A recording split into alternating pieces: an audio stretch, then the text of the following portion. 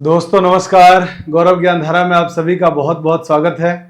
दोस्तों हम लोग आज मेंसुरेशन का लास्ट टॉपिक पढ़ रहे हैं और इसी के साथ हम लोग आज मेंसुरेशन को एंड करेंगे। आज की क्लास में हम लोग मेंसुरेशन में पढ़ने वाले हैं गोला यानी स्फेयर, और स्फेयर के फॉर्मूले जानेंगे और उसके बाद स्फेयर पर किस प्रकार के क्वेश्चंस एग्जाम में पूछे जाते हैं उसको भी हम लोग सॉल्व करेंगे। तो आइए स्टार्ट करते हैं आज की क्लास। और आज की क्लास में दोस्तों हम जानेंगे गोला। तो पहली चीज तो मैं आपको क्लियर कर दूं कि गोला और वृत्त दोनों में फर्क होता है।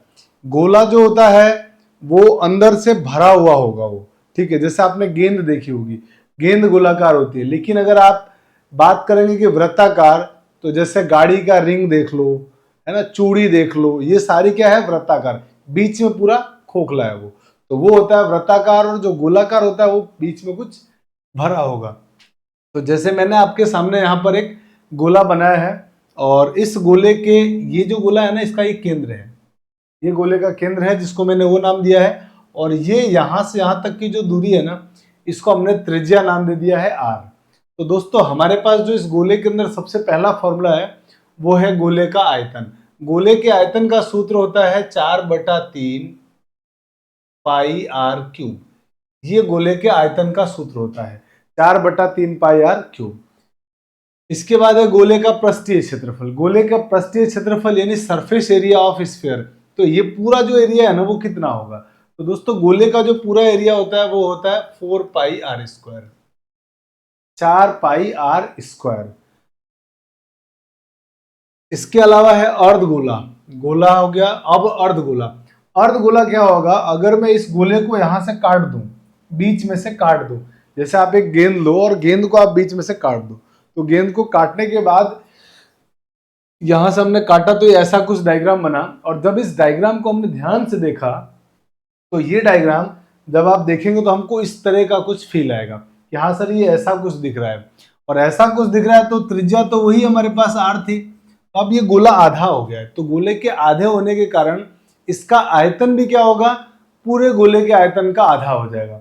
इसका मतलब ये हुआ कि हमारे पास जो तीसरा फॉर्मूला था अर्ध गोले के आयतन का सूत्र, तो जैसे 4/3 पाई आर क्यूब पूरे गोले का आयतन होता है, तो आधे गोले का आयतन हो जाएगा इसका आधा, आधा करोगे तो हो जाएगा 2/3 पाई आर क्यूब। ये है अर्धगोले के आयतन का सूत्र। इसी तरीके से अर्धगोले के अगर हम वक्र पृष्ठ का क्षेत्रफल की बात करें, वक्र पृष्ठ है ना, सी एस ए, तो वक्र पृष्ठ क्या होगा अर्धगोले का, ये वाला एरिया। तो ये एरिया क्या होगा, तो पूरे गोले का जो पृष्ठीय क्षेत्रफल है उसका आधा। तो पूरे गोले का पृष्ठीय क्षेत्रफल कितना हो जाएगा, तो पूरे गोले का पृष्ठीय क्षेत्रफल 4 पाई आर स्क्वायर। तो अर्धगोले का वक्र पृष्ठीय क्षेत्रफल हो जाएगा दोस्तों 2 पाई आर स्क्वायर, इसका आधा कर देंगे। अब आता है कि सर अर्धगोले का पांचवा आता है फॉर्मूला संपूर्ण पृष्ठीय क्षेत्रफल। तो अर्धगोले के संपूर्ण पृष्ठीय क्षेत्रफल में इस क्षेत्रफल के अलावा और क्या ऐड होगा, तो आप अगर उस सर्कल को ऊपर से देखोगे ना तो ये भी आपको एक वृत्ताकार, मतलब गोले को ऊपर से देखोगे तो ऐसा दिखेगा। तो अर्धगोले के संपूर्ण पृष्ठीय क्षेत्रफल में ये वाला भाग और ये वाला भाग दोनों का एरिया ऐड होगा। तो इस वाले का एरिया कितना हो गया 2 पाई आर स्क्वायर। और ये वृत्त बन रहा है ऊपर, ऊपर कैसा बनेगा, वृत्ताकार। तो ऊपर जब वृत्ताकार बनेगा तो उसका क्षेत्रफल कितना होगा, पाई आर स्क्वायर। तो 2 पाई आर स्क्वायर और ये पाई आर स्क्वायर मिलके कितना हो जाएगा दोस्तों, 3 पाई आर स्क्वायर। तो ये हमारे पास ये 5 फॉर्मूले हैं। इसके अलावा भी हालांकि गोलीय कोष वगैरह होता है ना, लेकिन हम गोलीय कोष वगैरह नहीं पढ़ेंगे, हमारे सिलेबस में वो नहीं होगा, इतना ज्यादा डिटेल में नहीं होगा, ठीक है। तो अभी हमारे पास गोले का आयतन 4/3 पाई आर क्यूब, गोले का पृष्ठीय क्षेत्रफल 4 पाई आर स्क्वायर, अर्ध गोले का आयतन 2/3 पाई आर क्यूब, अर्ध गोले का वक्र पृष्ठीय क्षेत्रफल, अर्ध गोले का वक्र पृष्ठीय क्षेत्रफल 2 पाई आर स्क्वायर, और गोले का अर्ध गोले का संपूर्ण पृष्ठीय क्षेत्रफल होगा 3 pi r square. Pi r square एक ऊपर वाले सर्कल के कारण ऐड हो जाता है। तो मुझे लगता है ये फॉर्मूले याद हो गए दोस्तों। इस फॉर्मूले पर बेस्ड हमारे पास क्वेश्चन आएंगे। बहुत सारी चीजें आपको याद करने की जरूरत नहीं है, बस ये 5 फॉर्मूले याद होना चाहिए। फिर क्वेश्चन में हमको कैसे अप्लाई करना है वो हम लोग प्रॉब्लम करते करते सीख जाएंगे। तो आप जल्दी से इसका स्क्रीनशॉट लीजिए, फिर हम लोग आगे बढ़ते हैं। अब आइए, अब हम आते हैं हमारे पास क्वेश्चन के अंदर, क्वेश्चन सॉल्व करेंगे। हमारे पास जो फर्स्ट क्वेश्चन है ना, फर्स्ट क्वेश्चन उसमें लिखा हुआ है कि एक गोले का आयतन ये दिया हुआ है, गोले का आयतन इतना घन सेंटीमीटर है, तो कह रहा है इसकी त्रिज्या बताओ कितनी होगी। तो बहुत सिंपल चीजें रखनी है आपको, बहुत ज्यादा मुश्किल सोचने की जरूरत नहीं है। गोले का आयतन, अब आप मुझे बताओ पाई की जगह क्या लेना है, आप कहोगे सर 22/7 आयतन दिया गया है, तो आप आयतन का फॉर्मूला क्या होता है, तो आप कहोगे सर आयतन का फॉर्मूला होता है 4/3 पाई, पाई की जगह 22/7, त्रिज्या तो पूछा है मालूम नहीं है, तो ये लिख दिया हमने r³ बराबर कितना दिया हो, इसके बराबर। अब इसके बराबर दिया हो तो ये है हमारे पास मिक्स्ड फ्रैक्शन, इसको सॉल्व करना पड़ेगा। सॉल्व करने के लिए आपको इसका इससे गुणा करना होता है और जो आता है उसको इसमें जोड़ना होता है। तो एक काम करते हैं, हम इसका सर गुणा कर लेते हैं। तो गुणा करेंगे तो 21 का 5 से गुणा, 21 पंजे 105, तो 5 हासिल 10, 21 चौक 84, 84 और 10 94, तो 4 हासिल 9, 21 से कम 21 और 9 30 के 0 हासिल 3, 21 दूनी 42 और 3 45, और इसमें जोड़ना कितना है 11 और बटे में 21। एकदम सिंपल है, एकदम आसान है, बहुत मुश्किल नहीं है, सिर्फ कैलकुलेशन थोड़ा सा है और वो नॉर्मल कैलकुलेशन है हमारे लिए। अब आप कहोगे सर 7 इंटू 3 21, 21 से 21 काट दो। इसके बाद सर इनको जोड़ो, तो दोस्तों इनको जोड़ लेते हैं। ऐड करोगे इनको तो 11 में 45, मतलब इसमें आपको 11 जोड़ना है, तो ये कितना आएगा, ये आएगा 4 5 0 5 6, ये हमारे पास आएगा इसको सॉल्व करने पर। अब इसको काटना तो यही काट लेते हैं। कैसे काटेंगे, आपको सर एक काम करो 22 से इसको काट दो पूरे को, तो 22 से काटा तो ये हो गया, 22 से इसको कैलकुलेट करके काट देते हैं। 22 से कम 22, इसको काटा 22 से, तो 22 से 45 में भाग जाएगा, 22 दूनी 44 दो बार, तो 22 दूनी 44। अब कितना बचा, आपको सर एक और ये जीरो मिलकर हो गया 10। अब 10 में 22 का भाग नहीं जाएगा, तो यहाँ एक जीरो लाएंगे, यहाँ एक जीरो लाएंगे तो ये 5 आ जाएगा, 105। 100 में 5 में 22 का भाग, तो आपको सर 105 में 22 का भाग देंगे, 4 बार भाग जाएगा, तो 22 चौक 88। अब 105 में से 88 घटाओ, तो आप जब 105 में से 88 नहीं 105 ही बचा ना, हाँ 105 में से 88 घटाओ, तो आपको सर 17 बचेगा। 105 में से 88 घटाएंगे तो 17, और 17 और 6 मिलके 176 176, और 22 का पहाड़ा अगर आता है आपको, तो आपको सर 22 अट्ठे 176 होता है। तो बहुत आसानी से कट गया। अब इसको 4 से भी काट दो, तो 4 से काटेंगे सर 20 को, तो 20 पंजे 100, 4 पंजे 20, फिर 4 एकम 4 और 4 दूनी 8, यानी सब कट गए। इधर बचा r³ बराबर इधर बच गया 512, और 512 होता है 8 का क्यूब। ये थोड़ा सा आपको क्यूब याद होना चाहिए, जो कि मैंने स्टार्टिंग में आपको लिखवा दिया था, इसकी PDF भी आपको भेज दिया था। तो r का मान आ जाएगा यहाँ से 8 सेंटीमीटर। तो मेरे दोस्त यही तो आपसे पूछा था इस क्वेश्चन में कि इसकी त्रिज्या कितनी होगी, तो ऑप्शन नंबर सी आपका सही जवाब है। बहुत ज्यादा लेंथी कैलकुलेशन करने की जरूरत नहीं है ना, बहुत आसान बन जाता है। थोड़ा सा चीजों को है ना सीखने की कोशिश करेंगे ना, तो बहुत आसान होगी दुनिया, है ना। बहुत ज्यादा परेशान होने की, बहुत ज्यादा फड़फड़ाने की एकदम जरूरत नहीं है मैथ्स में। बहुत सिंपल सोच रखनी है, और एकदम सिंपल सोच, जितना आसान सोच रखोगे उतना बढ़िया आपसे प्रॉब्लम बनेगा और आराम से बनेगा। ठीक है, तो आप जल्दी से इसका स्क्रीनशॉट लीजिए, फिर हम लोग आगे बढ़ते हैं। चलिए अब आते हैं क्वेश्चन नंबर सेकंड की तरफ। दोस्तों क्वेश्चन नंबर सेकंड को सॉल्व करते हैं। तो क्वेश्चन नंबर सेकंड में कहा गया है किसी गोले का आयतन को इसके वक्र पृष्ठ से विभाजित करने पर 27 प्राप्त होता है, तो गोले की त्रिज्या ज्ञात कीजिए। कह रहा है कि किसी गोले के आयतन को इसके वक्र पृष्ठ से विभाजित किया जाए। अब गोले का आयतन क्या होता है, आप कहोगे सर 4/3 पाई r³, और इसको हमने किससे, एक मिनट मैं एसी बंद कर दूं। हाँ, तो 4/3 पाई r³ हो गया गोले का आयतन, इसके वक्र पृष्ठ से भाग देना। अब गोले का वक्र पृष्ठ वही जो संपूर्ण पृष्ठ होता है ना, गोले का पृष्ठीय क्षेत्रफल, तो वो कितना होता है, आप कहोगे सर 4 पाई r², ये होता है गोले का पृष्ठीय क्षेत्रफल। जब इसको इससे भाग दिया तो आप कहोगे सर आंसर जो है ना आपका 27 आ रहा है, तो हमने r की जगह क्या लिख दिया 27। अब इसको सॉल्व करना है, तो सिंपल कैलकुलेट कर लेते हैं। कैसे कैलकुलेट करोगे सर, देखो पाई से पाई कट गया, आर स्क्वायर से आर क्यूब कटा, एक आर बच गया, 4 से 4 कट गया, ये 3 नीचे आ जाएगा, तो ऊपर यहाँ क्या बचा आर और नीचे क्या आ गया 3 बराबर कितना 27। तो ये 3 का इधर गुणा कर दोगे तो आर का मान आएगा 27 इंटू 3 81 सेंटीमीटर। और यही तो पूछा था आपसे गोले की त्रिज्या कितनी होगी, तो आंसर हो गया ऑप्शन नंबर सी। बहुत आसानी से बन गया, बिल्कुल मुश्किल नहीं आई। क्यों? क्योंकि हमने एकदम आसानी से सोचा, जैसा बोला था क्वेश्चन वाले ने बस वैसा काम करते गए हैं। तो अब आप जल्दी से इसका स्क्रीनशॉट ले लीजिए।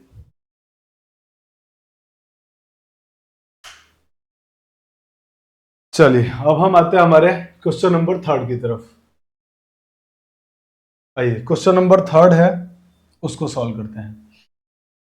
कहा गया है कि एक गोल है जिसकी त्रिज्या स्मॉल आर है और एक शंकु जिसके आधार की त्रिज्या भी आर है।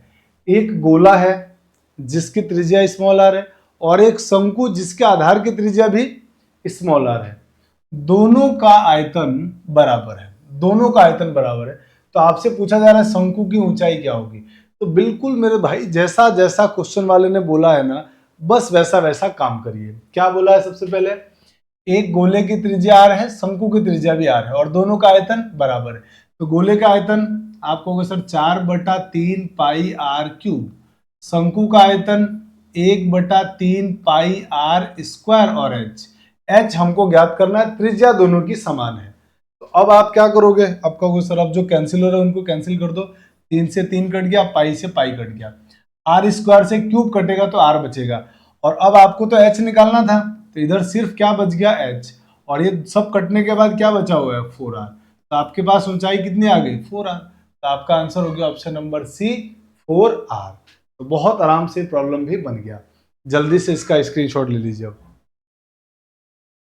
अब बढ़ते हैं हम लोग आगे अगले क्वेश्चन में। तो हमारा अगला क्वेश्चन है क्वेश्चन नंबर 4, और क्वेश्चन नंबर 4 में कहा गया है कि एक स्मॉल आर त्रिज्या वाले गोले को बेलन के अंदर इस तरह से बिठाया गया है कि गोले का वक्र पृष्ठ बेलन को स्पर्श करता है। अब यहां तक की बात को जरा समझने की कोशिश करते हैं।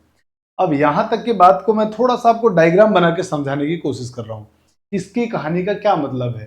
तो क्वेश्चन ये कह रहा है कि एक स्मॉल आर त्रिज्या का गोला है और उस गोले को एक बेलन के अंदर इस तरह से बैठाया गया है कि गोले का वक्र पृष्ठ, गोले का जो वक्र पृष्ठ है यानी बाहरी भाग है ना गोले का, वो बेलन के पृष्ठ को, बेलन को स्पर्श करता है भाई, ठीक है। और गोले को बेलन के अंदर रखा गया है, ये बात ठीक साहब। अब जरा डायग्राम बनाने की कोशिश करते हैं कि डायग्राम सर कैसा होगा। जैसे मान लीजिए ये आपके पास कोई गोला है, ठीक है, और अब मैं इसमें कुछ ऐसा बेलन बना रहा हूं जो इसके पृष्ठ को स्पर्श करेगा।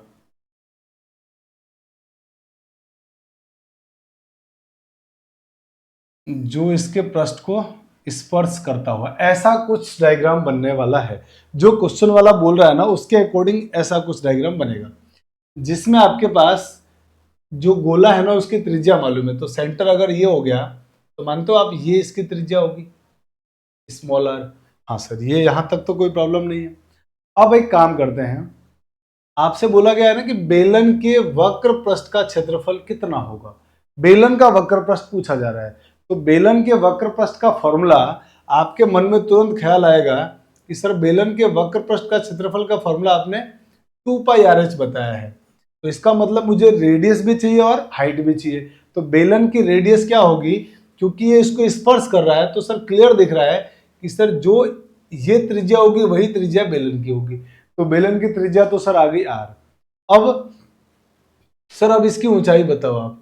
दोस्तों अगर हम ऊंचाई की बात करें ना तो ऊंचाई क्या होगी, ये हो जाएगी, क्योंकि यहां से ये केंद्र है, ये इसको स्पर्श कर रहा है ना, ये जो गोला एक्चुअल में ये भाग जो है ना इसको वो स्पर्श कर रहा है, ध्यान रखना। अब ऐसा नहीं होगा कि ये ना ये सर ये तो कहाँ टच कर रहा है, ये तो ऊपर जा रहा है। एक्चुअल में क्या होगा, ऊपर सर्कल बन रहा होगा तो उसको टच करेगा। तो ये भी तो क्या होगी, केंद्र से परिधि की दूरी क्या होती है, त्रिज्या ही होती है। और ये भी केंद्र से परिधि की दूरी कितनी होगी, त्रिज्या। इसका मतलब मेरे दोस्त इस बेलन की ऊंचाई कितनी आ गई, तो आप कहोगे सर इस बेलन की त्रिज्या तो आ गई स्मॉल r और ऊंचाई आ गई है 2r। तो r और h दोनों मालूम पड़ गया। तो हमसे ये पूछा गया है क्वेश्चन में कि बताइए बेलन का वक्र पृष्ठीय क्षेत्रफल CSA कर्व्ड सरफेस एरिया होता है फॉर्मूले में 2 पाई RH। तो ये हो गया 2 पाई, R की जगह R और H की जगह लिख दिया 2R। हमने डायग्राम से समझ के ऊंचाई निकाल लिया। अब इसका गुणा कर दो तो 4 इंटू 4 होता है 4 पाई R²। और यही हमारे इस क्वेश्चन का आंसर था, 4 पाई R²। Option number D.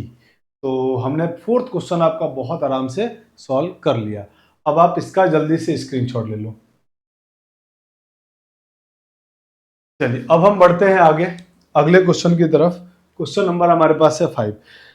दोस्तों एक मुझे बात याद आई कि है ना, एक कमेंट में पढ़ रहा था अभी कल परसों, आई थिंक 1-2 दिन पहले किसी ने किया था कमेंट कि सर आप जो ये प्रॉब्लम करते हो ना, क्वेश्चन सॉल्व करते हो, वो इतना आसानी से कैसे कर लेते हो, और आप जो क्वेश्चन का थॉट प्रोसेस है वो आपका इतना आसान कैसे होता है।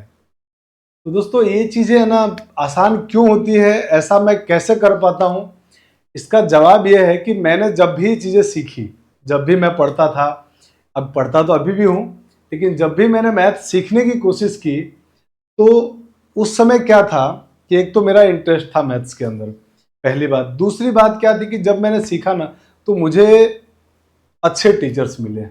टीचर्स का भी बड़ा रोल होता है इंपॉर्टेंट। तो टीचर्स अच्छे मिले, टीचर्स अच्छे मिलने के बाद जो मुझे जहाँ प्रॉब्लम आई ना, वो मैंने टीचर्स के साथ डिस्कस किया कि यार इस टॉपिक को, या सर इस टॉपिक को मुझे कैसे सीखना चाहिए। तो जैसा उन्होंने बताया मैंने वैसा उसको फॉलो किया, पहली चीज। तो एक तो उसका मुझे बेनिफिट मिला।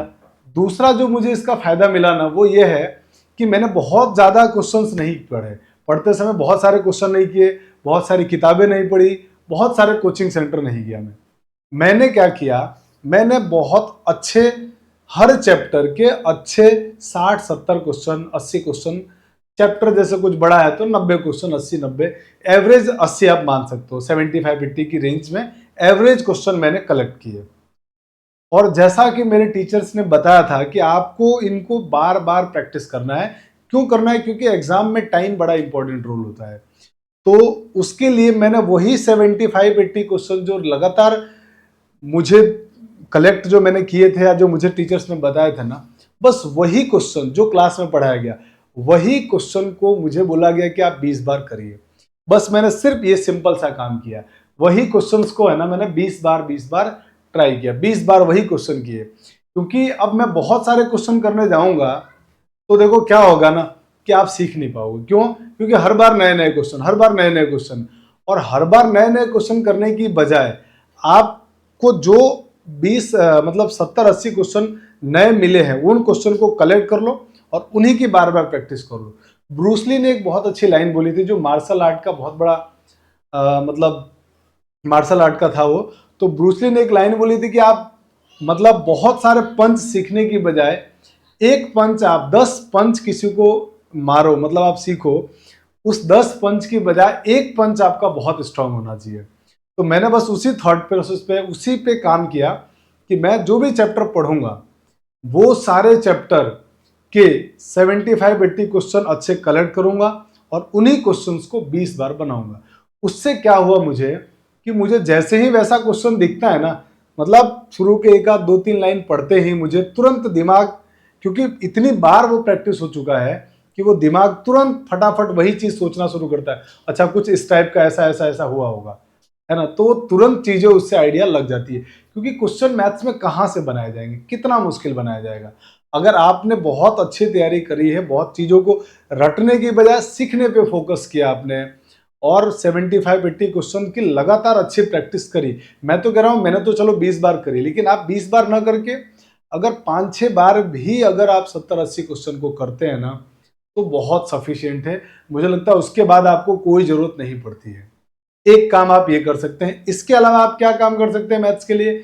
इसके अलावा आप जब आपका सिलेबस एंड हो जाए तब आप प्रीवियस ईयर के क्वेश्चन, वो भी बहुत ज्यादा मतलब बहुत ज्यादा पीछे के क्वेश्चन करने की जरूरत नहीं है।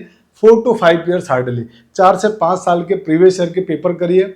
और उसके बाद भी आपको लगता है, डाउट है आपको खुद के ऊपर कि यार पता नहीं मुझसे बनेगा नहीं बनेगा, तो आप टेस्ट सीरीज जरूर ज्वाइन कर लीजिए, जो कि अच्छी टेस्ट सीरीज हो। जैसा कि अभी हम जीजीडी पर ही जो पशु परिचर का वो मॉडल टेस्ट पेपर निकाला गया बहुत मेहनत करके और बहुत शानदार बनाया गया है। आप उसकी प्रैक्टिस जरूर करिए, उससे क्या होगा आपके कॉन्फिडेंस लेवल बढ़ेगा। तो मैंने बस यही सब सिंपल काम किया है। और बाकी मैथ्स को कैसे पढ़ा जाए ये सारी चीजें अगर मैं अभी यहाँ क्लास में बताने लगूंगा तो क्लास बहुत लंबी हो जाएगी। मैं अपने चैनल पे जरूर ये सारी बातें बताऊंगा आपको, तो आप उस चैनल को भी सब्सक्राइब कर ले, साहनी मैथमेटिक्स के नाम से।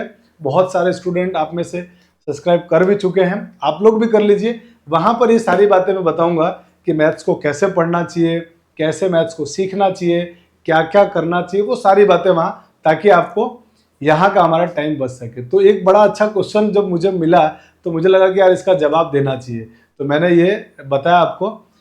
तो अब आते हैं हम हमारे प्रॉब्लम में, वरना वीडियो बहुत लंबी हो जाएगी क्लास वैसे भी। तो हमारे पास क्वेश्चन नंबर जो 5 है ना दोस्तों, इसमें क्या कहा गया है कि एक गोलाकार गेंद जिसका व्यास 9 सेंटीमीटर है को पिघलाकर 2 मिलीमीटर व्यास का एक तार बनाया जाता है। अब जैसे ही मैंने सारी चीजें पढ़ी मुझे तुरंत समझ में आ गया कि एक गोलाकार गेंद है और एक तार है। तार दोस्तों होता है बेलनाकार। तार को अगर देखोगे आप ध्यान से तो बेलन के जैसा दिखेगा। अब सर सबसे बड़ी प्रॉब्लम यह है कि हमारे पास ये मिलीमीटर में है और ये सेंटीमीटर में है, और जो हमारे ऑप्शन में आंसर आ रहे हैं सब मीटर में आ रहे हैं। तो हम ये मीटर तो भूल जाते हैं, ऑप्शन को तो एक बार साइड करो। हम ये चाह रहे हैं कि ये जो 9 सेंटीमीटर है ना, या तो इसको मिलीमीटर में बदल दिया जाए या इस मिलीमीटर को सेंटीमीटर में बदल दिया जाए। मतलब पहले किसी एक यूनिट में बदला जाए ताकि प्रॉब्लम हम करें। तो हम जानते हैं कि सर जो 1 सेंटीमीटर होता है ना, उस 1 सेंटीमीटर में 10 मिलीमीटर होता है। ये चीज आपको थोड़ा याद रखना है ना कि 1 सेंटीमीटर में 10 मिलीमीटर होता है।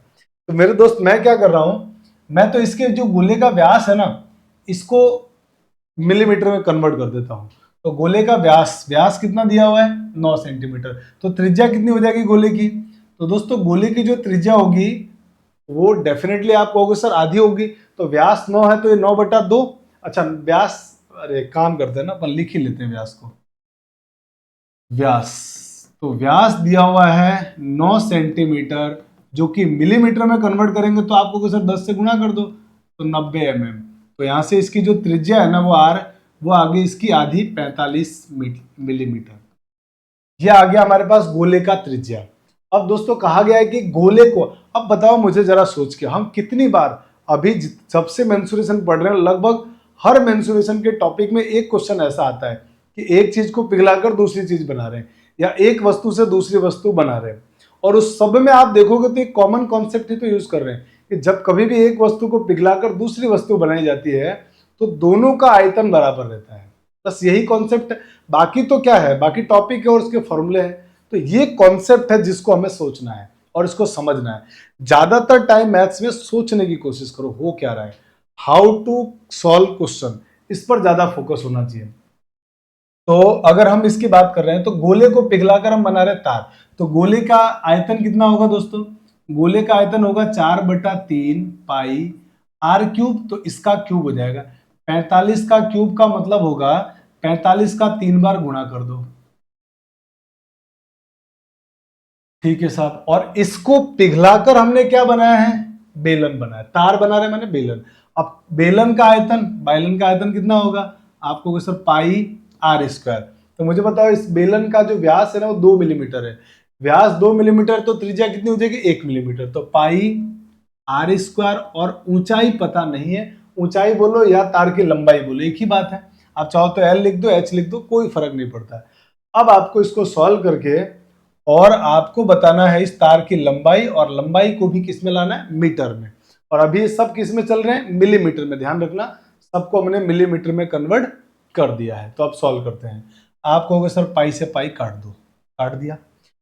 1 का स्क्वायर 1 इंटू एच, तो आप कहोगे सर इधर तो पूरा एच ही बच गया, खाली एच बचा। तो बस इसको सिंप्लीफाई करना है। ये किस में आया है, आप कहोगे सर मिलीमीटर में। अब आप मुझे बताओ मेरे दोस्त कि 1 सेंटीमीटर में 10 मिलीमीटर होते हैं अगर, तो 1 मिलीमीटर में कितना सेंटीमीटर, 1/10। तो पहले अगर मैं इसको 10 से भाग दे दूं, यहां पर 10 से भाग दूं तो ये किस में बदल गया पूरा। अब ये पूरा हो गया सेंटीमीटर में, अब ये पूरा किस में हो गया, सेंटीमीटर में। आंसर चाहिए मीटर में, तो हम ये भी जानते हैं कि सर 1 मीटर जो होता है वो 100 सेंटीमीटर के बराबर होता है। 1 मीटर 100 सेंटीमीटर के बराबर। तो 1 सेंटीमीटर कितना होगा? 1/100 मीटर। मतलब ये हुआ कि सेंटीमीटर में है और सेंटीमीटर को मीटर में बदलने के लिए 100 से भाग देना है, तो 100 से भाग दे दिया। यहां तक कोई प्रॉब्लम नहीं सर, यहां तक कोई दिक्कत नहीं है, बहुत आराम से प्रॉब्लम बन गया सर। यहां तक तो कोई दिक्कत हमको आ नहीं रही है। अब आप क्या करें? तो अब बस सिंपल कैलकुलेशन बचा है, कैलकुलेशन कर लेते हैं। तो जो कट रहा है उनको काट दो सर। देखो 3 से काट दिया हमने, 3×5 = 15। फिर कहोगे आप सर कि 2 से काट रहे हैं इसको। एक काम करते हैं ना, अब मुझे लगता है काटने से कोई फायदा नहीं है, क्योंकि नीचे बचेगा 5 से, तो काट ही देते हैं। 2 से काटा 4 को 2 बार, 2 से कट गया 5 बार, और 5 से कट गया 5 दिया 15 बार। अब आप काटना मत इसको, क्योंकि काटोगे तो नीचे क्या बचेगा पता है? नीचे पूरा कट नहीं रहा है वो, मतलब कटेगा लेकिन कुछ बचेगा, तो उसको प्रॉब्लम होगी उसको काटने में। या एक बार और काट सकते हैं अपन, लगता है 2 से काटे इसको तो कितनी बार? 50 बार। और 5 से इसको काटेंगे तो 10 बार, और 5 से कट गया 9 बार। ठीक है, यहाँ तक कट गया। अब मुझे लगता है कि कुछ कटने वाला नहीं है, तो अब क्या करते हैं? गुणा। तो गुणा कर दो अब इनका। ये 3 बचा, 45 बचा, 9 बचा और नीचे 10, तो इनका सबका गुणा करके एक संख्या के बाद पॉइंट लगा देंगे, वही हमारे प्रॉब्लम का आंसर होगा। तो करो गुणा। तो गुणा करोगे तो ये होगा 9×3 = 27, और 27 का 5 से गुणा, 27×5 = 135। तो 135 के 5 हासिल हो गई 13, और 27×4 होता है आई थिंक 108। 108 और 3 111, हासिल 3 बचा था 111। और कुछ गड़बड़ हुआ है क्या? 9×3 = 27, 27×5 = 135 के 5 हासिल 3, और 27×4 = 108, और 3 111। कुछ गड़बड़ लग रहा है मुझे यार कैलकुलेशन, क्योंकि एक पॉइंट लगाएंगे तो आएगा 111.5। ऑप्शन में 111.5 है नहीं। कुछ कैलकुलेशन मिस्टेक हुई है क्या, देख लेते हैं एक बार। 5×3 = 15,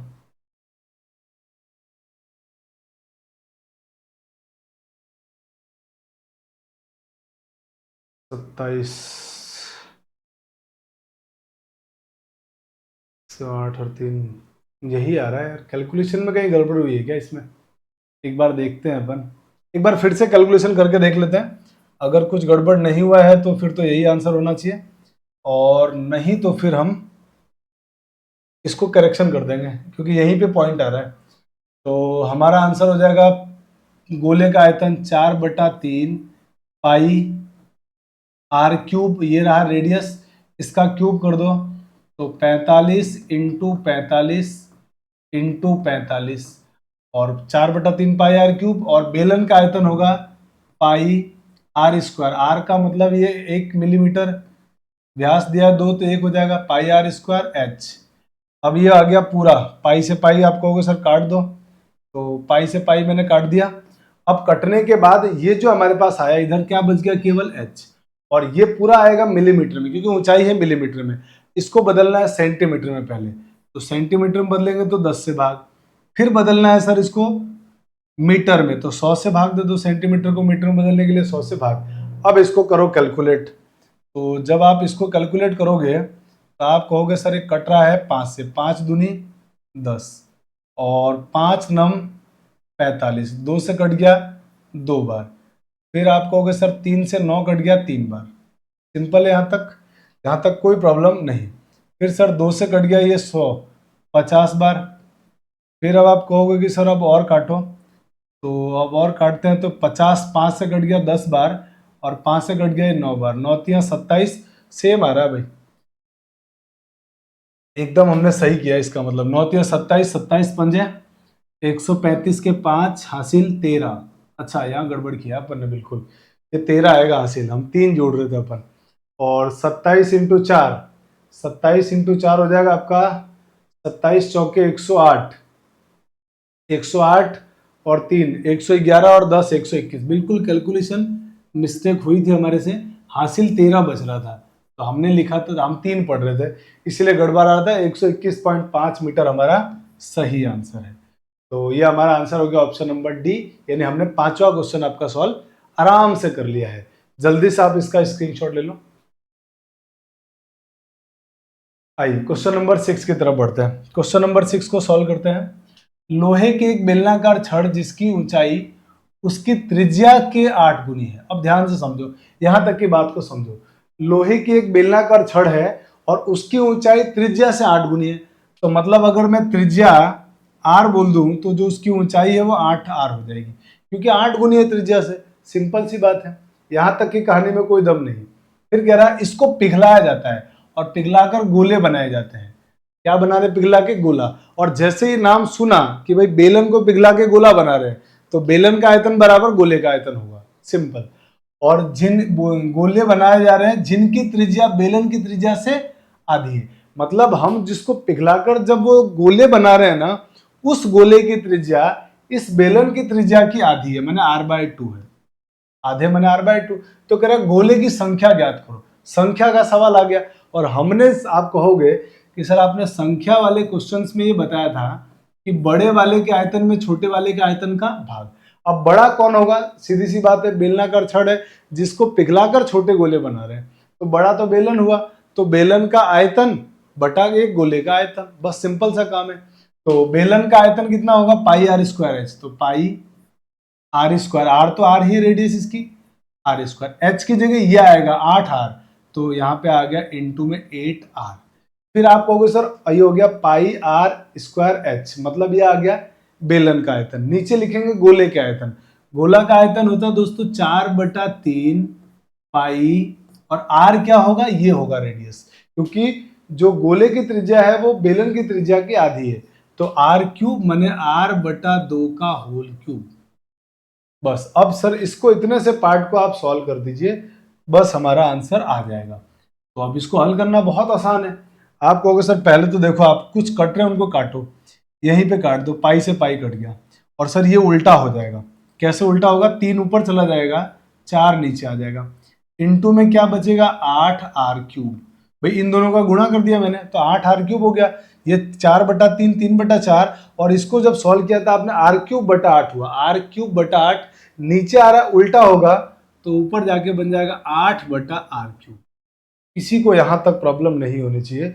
एकदम सिंपल सिंपल जो हम बहुत छोटी क्लास में कैलकुलेशन पढ़ते हैं ना, वही है। r³ से r³ कट गया, 4 से कट गया, कितनी बार ये? 2 बार। तो आंसर कितना आ गया? तो आपको अगर 3 दूनी 6 और 8 है 48, आंसर हो गया 48। तो आप टोटल 48 ऐसे गोले बना सकते हो। तो बस ये कॉन्सेप्ट ही तो सीखना है कि संख्या कैसे नहीं, एक को पिघलाकर दूसरे छोटे छोटे चीजें बना रहे हैं तो दोनों के आयतन बराबर, और अगर संख्या पूछा है तो संख्या निकालने के लिए बड़े आयतन में छोटे आयतन से भाग, बस सीधा सा आंसर आ जाता है। इतना सा काम करना है ना। तो आप जल्दी से इसका भी स्क्रीनशॉट ले लो। बढ़ते हैं आगे प्रॉब्लम नंबर 7 की तरफ। आइए क्वेश्चन नंबर हमारे पास है 7वां। कह रहा है यदि एक गोले के सतह का क्षेत्रफल, सतह का मतलब वही सरफेस एरिया है ना, पृष्ठीय क्षेत्रफल S दिया हुआ है, तो बताओ मुझे S कितना होगा गोले का पृष्ठीय क्षेत्रफल? 4 पाई, और रेडियस मालूम नहीं है, मान लेते हैं r है, तो 4 पाई r²। कह रहा और इसका आयतन है V, आयतन V कितना दिया हुआ है? 4/3 पाई r³ होगा गोले का आयतन, और क्या होगा? बस ये चीज हमको दी हुई है। पूछा आपसे क्या है? S³/V³, S³/V³ क्या, V² सॉरी, V² क्या होगा? तो S की जगह 4 ये लिख दो, तो ये हो गया 4 पाई r² का क्यूब बटे में V का मान 4/3 पाई r³ का होल स्क्वायर। अब इसको जरा सिंप्लीफाई करो, 4 का क्यूब आपको सर 64, पाई क्यूब और r² का क्यूब। तो दोस्तों ये बात आप याद रखना, n(x⁻n⁻m) अगर कभी ऐसा लिखा हुआ है तो ये पावर आपस में गुणा हो जाती है, तो x की पावर आ जाता है mn, तो 3 और 2 का गुणा हो जाएगा 6, तो r की पावर 6। अब नीचे देखो, नीचे 4/3 का स्क्वायर करोगे तो आप कहोगे सर 16/9, और ये उल्टा हो जाएगा तो क्या बन जाएगा?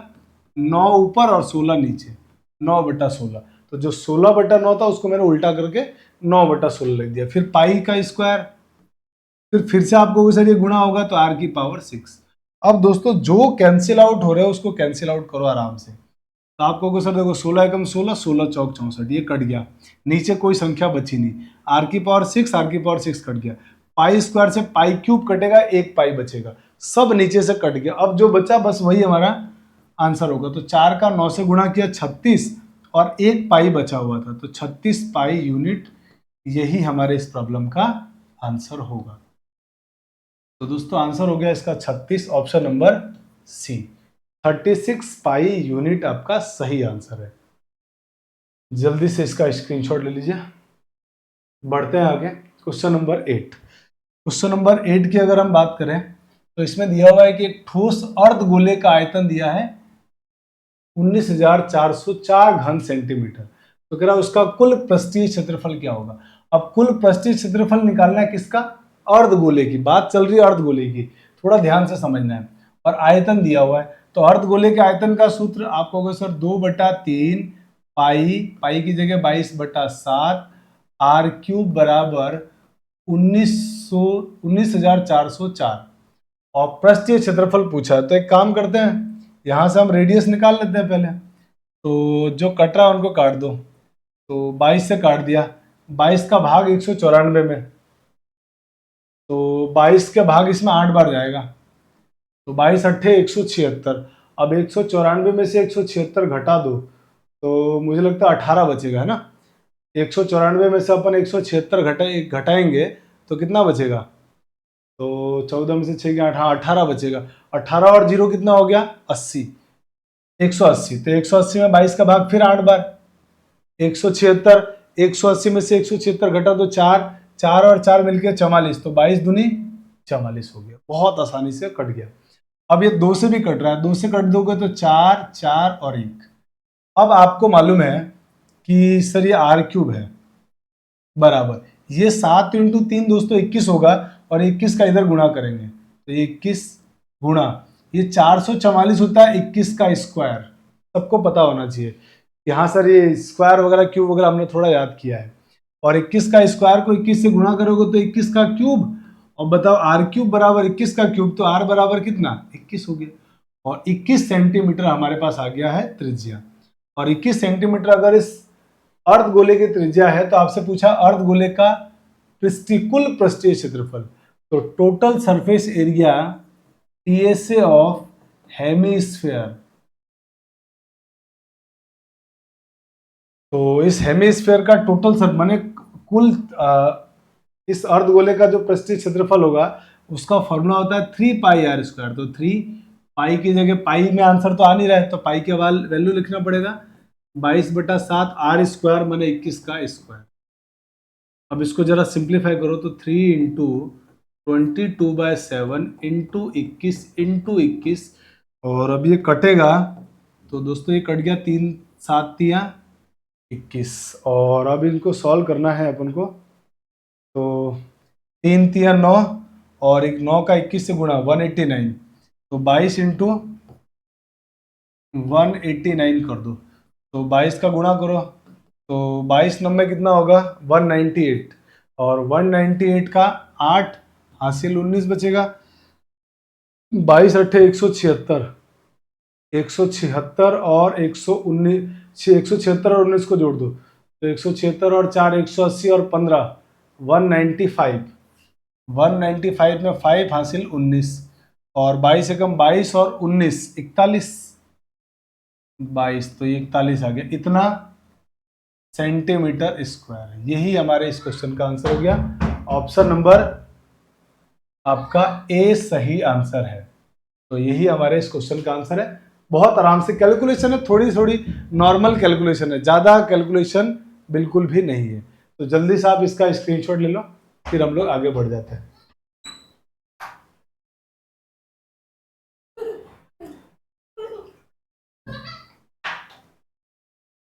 अब हम आते हैं हमारे अगले प्रॉब्लम में। अगला प्रॉब्लम है क्वेश्चन नंबर हमारे पास 9, और क्वेश्चन नंबर 9 में कहा गया है कि 3 सेंटीमीटर व्यास वाली शीशे की गोलाकार गेंद को पिघलाकर 3 अन्य गोलाकार गेंदें बनाई गई। तो देखो यहाँ तक की लाइन पढ़ते तुरंत एक बात तो समझ में आ गया कि 3 सेंटीमीटर व्यास का एक गोलाकार गेंद है और उस गेंद को पिघलाकर 3 गेंद बनाई जा रही है। इसका मतलब इस गोले का आयतन और उस 3 गोले के आयतन दोनों बराबर होंगे। ये यहां तक की लाइन से हमको बात समझ में आई। फिर आगे उनमें से कह रहा है कि 2 गेंदों के व्यास दिए हुए हैं, 1.5 सेंटीमीटर और 2 सेंटीमीटर। तो कह रहा है तीसरे गेंद का व्यास आप बताओ क्या होगा। ये बात आपसे पूछा है तो बहुत सिंपल है। आप कहोगे सर बड़ी गोले का आयतन बराबर 3 छोटी गोले के आयतन का योग, बस इतने से काम। तो ये 3 सेंटीमीटर क्या है इसका व्यास, और दोस्तों व्यास दिया हुआ है तो आयतन बराबर होगा। तो आयतन का फॉर्मूला क्या होता है, 4/3 पाई आर क्यूब। रेडियस कितना होगा, तो व्यास है 3 तो रेडियस 3/2, 3/2 का होल क्यूब बराबर। अब बाकी तीनों गोले, तो तीनों गोले में 4/3 पाई। अच्छा अब यहां पर चलो मैं एक बार लिख ही देता हूं, 4/3 पाई, इसकी व्यास कितना है 1.5, तो इसकी त्रिज्या 1.5/2 और इसका होल क्यूब, प्लस दूसरे वाले गोले में 4/3 पाई आर क्यूब। आर कितना होगा, तो व्यास दिया है 2 सेंटीमीटर, त्रिज्या हो जाएगी 1 का क्यूब, प्लस 4/3 पाई, और तीसरे गोले का व्यास ज्ञात करना है। तो तीसरे गोले की त्रिज्या मालूम नहीं है तो हमने उसको क्या लिख दिया आर, तो ये हो गया आर क्यूब। यहां तक किसी को दिक्कत नहीं होनी चाहिए। अब सबको समझ में आएगा कि सर देखो 4/3 पाई तो कॉमन आ रहा है इसमें से। तो दोस्तों जैसे ही आप इसमें से 4/3 कॉमन लोगे ना, तो 4/3 पाई कॉमन ले लो इसमें से, तो 4/3 पाई कॉमन ले लिया। अब जरा इसका मन में कैलकुलेशन करो, 15/20 पॉइंट हटाया तो पॉइंट हटाते नीचे 0 आ जाएगा, तो 15/20, और 15/20 में दोनों 5 से कट गए तो 3/4, 5 दिया 15, 5 चौक 20, 3/4, और 3/4 का क्यूब भी कर दो तो आप कहोगे सर 27/64। थोड़ा सा मन में कैलकुलेशन किया हमने, ये 4/3 कॉमन आ गया, 1 का क्यूब 1, प्लस ये 4/3 पाई कॉमन आ गया, और क्या बचा आर क्यूब बच गया। इधर क्या चल रहा है, तो आप कहोगे सर 4/3 पाई और इसका क्यूब कर दो तो 3 का क्यूब 27/2 का क्यूब 8, और जो कट गए वो काट दिया हमने, ये कट गया ये कट गया। आर क्यूब निकालना है तो ये दोनों इधर आके माइनस, तो इसका मतलब ये हो जाएगा 27/8 माइनस 27/64 माइनस 1 बराबर आर क्यूब। हमने ये दोनों प्लस वाले को इधर ले आए है ना। अब यहां से क्या होगा, तो आप कहोगे सर एलसीएम आ गया 64। अब ये 27 को 8 से गुणा करना पड़ेगा क्योंकि इस 8 का भाग देंगे इसमें 8 बार, 8 का 27 से गुणा, तो 27 का 8 से गुणा कर दो, 8 दूनी 16, 160, 160 और 56 को जोड़ दो तो मुझे लगता है 8 8 दूनी 16, 160, 160 और 56 को जोड़ेंगे तो 216, तो ये आ गया 216 माइनस यहाँ बचेगा 27 माइनस 64 बराबर आर क्यूब। अब देखो पता है आपको ये चीज मैं लिख के बता रहा हूं, पर मैं पता है इस कैलकुलेशन को कैसे कर लेता, मैं सबका हर बराबर कर लेता।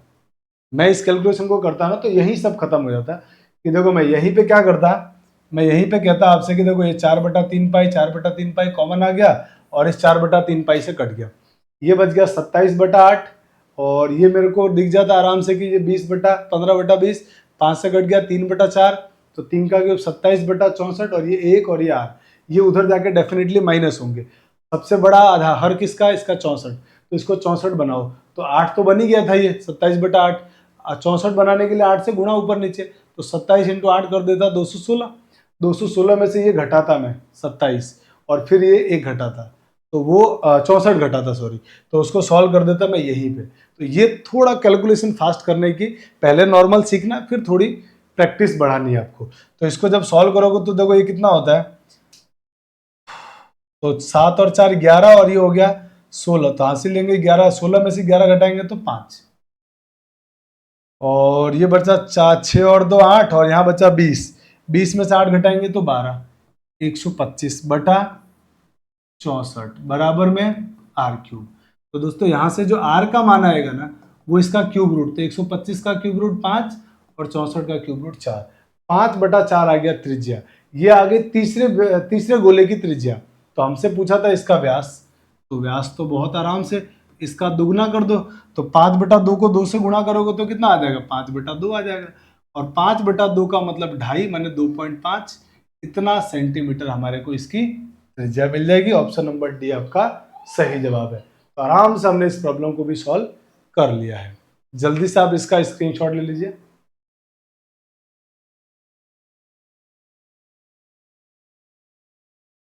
चलिए, तो आई थिंक आपको ये बात समझ में आई। अब हम एक क्वेश्चन में आपको और होमवर्क के लिए दे रहा हूँ, क्वेश्चन नंबर 10। तो आप मुझे इस क्वेश्चन को सॉल्व करके होमवर्क में मुझे कमेंट करके इसका आंसर बताना, और नेक्स्ट क्लास में मैं इसका सही जवाब आपको बता दूंगा। वैसे बहुत सिंपल सा क्वेश्चन दिया है मैंने आपको, आराम से क्वेश्चन भी बन जाएगा। तो दोस्तों, आज की क्लास हम लोग यही खत्म करते हैं, और इस क्लास के साथ साथ हमने आपका मेंसुरेशन टॉपिक खत्म कर दिया है। अब मेंसुरेशन के बाद अगर देखा जाए तो मैथ्स में जो आप लोगों में से कई लोग बार बार मैसेज करते हैं, कमेंट करके लिखते हैं कि और कितना सिलेबस बचा है, मुझे लगता है वो लोग मैथ्स पढ़ पढ़ के बोर हो चुके हैं। तो अब ज़्यादा सिलेबस बिल्कुल नहीं बचा, बहुत कम बचा हुआ है। एटलीस्ट मुझे जहाँ तक ध्यान है, एक आध चैप्टर और बचे हुए हैं, जिसमें से एक चैप्टर हमारा ट्रिग्नोमेट्री। तो हम अगली जो हमारी क्लास होगी इसके जस्ट बाद, यानी कल की क्लास, उसके अंदर हम लोग ट्रिग्नोमेट्री स्टार्ट कर देंगे। और ट्रिग्नोमेट्री का आपके एग्जाम के सिलेबस और आपसे के एग्जाम के पॉइंट ऑफ व्यू, वैसे तो ट्रिग्नोमेट्री बहुत बड़ा चैप्टर है, लेकिन आपके एग्जाम के पॉइंट ऑफ व्यू से हम उसको ज़्यादा नहीं है, बहुत छोटा सा पोर्शन दिया हुआ है, तो उसको भी 3-4 दिन में हम लोग खत्म कर लेंगे। मतलब हार्डली हमारा सिलेबस अगर मैथ्स का देखा जाए, कोर मैथ्स का केवल, तो वो 4-5 दिन का और बचा है। 4-5 दिन में हम इस सिलेबस को खत्म करेंगे। ठीक है, जैसे कि आज आई थिंक मुझे लगता है गुरुवार है, तो हमारी क्लास अब शनिवार तक आती है, तो शुक्रवार शनिवार को भी आएगी क्लास। तो मतलब नेक्स्ट वीक मंगलवार या सोमवार या मंगलवार को हम लोग मैथ्स का सिलेबस पूरा एंड कर देंगे। ठीक है, तो आई होप कि आपने काफ़ी एंजॉय किया होगा इस क्लास में। मिलते हैं नेक्स्ट क्लास में। Thanks for watching. जय हिंद।